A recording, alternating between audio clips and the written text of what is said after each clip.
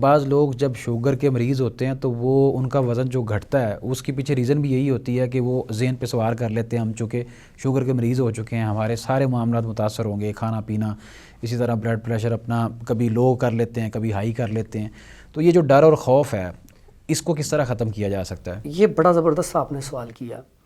میں سمجھتا ہوں شوگر جو ہے نا، اس کا ڈر ہی سب سے بڑی بنیادی وجہ ہے کمزور کرنے کی۔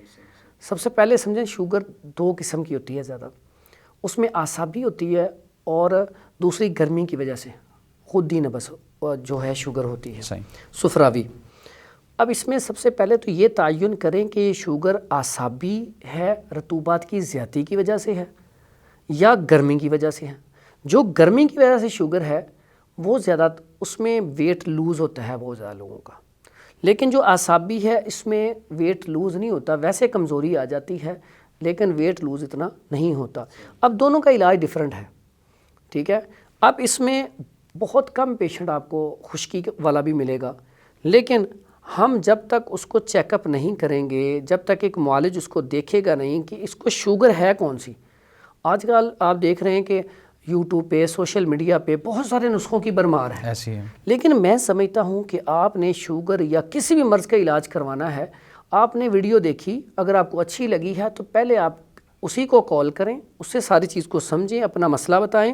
نہیں تو کوئی بھی آپ کے قریب اگر اچھا معالج ہے تو اس کو آپ چیک اپ کروائیں۔ چیک اپ کروانے کے ساتھ بعد اس کے ساتھ مشورہ کریں کہ میں نے یہ چیز دیکھی ہے، کیا مجھے استعمال کرنی چاہیے، میرے مزاج کے اوپر فٹ آتی ہے۔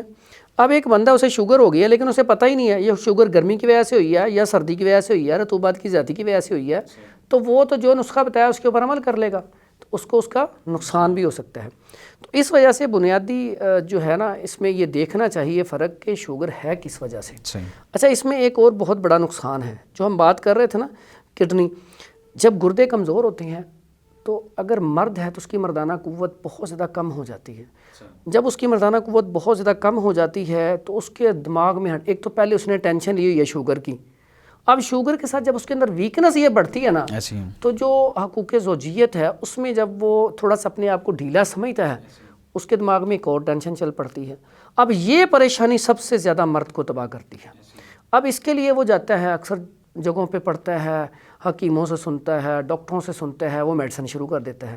یہاں پہ جب وہ میڈیسن شروع کرتا ہے تو اس سے سب سے زیادہ کڈنی کو نقصان ہوتا ہے، گردوں کو نقصان ہوتا ہے، پھر وہ اس سے بھی زیادہ آگے چلا جاتا ہے اس بیماری میں۔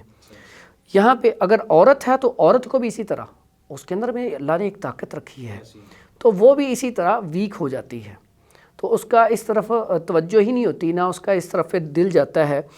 تو اس معاملے میں ہمیں سب سے پہلے اس کی تشخیص ضروری ہے۔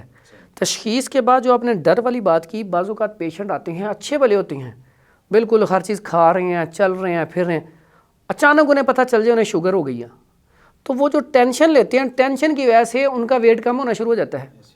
اور میں سمجھتا ہوں کہ شوگر کی بالکل بھی ٹینشن نہیں لینی چاہیے۔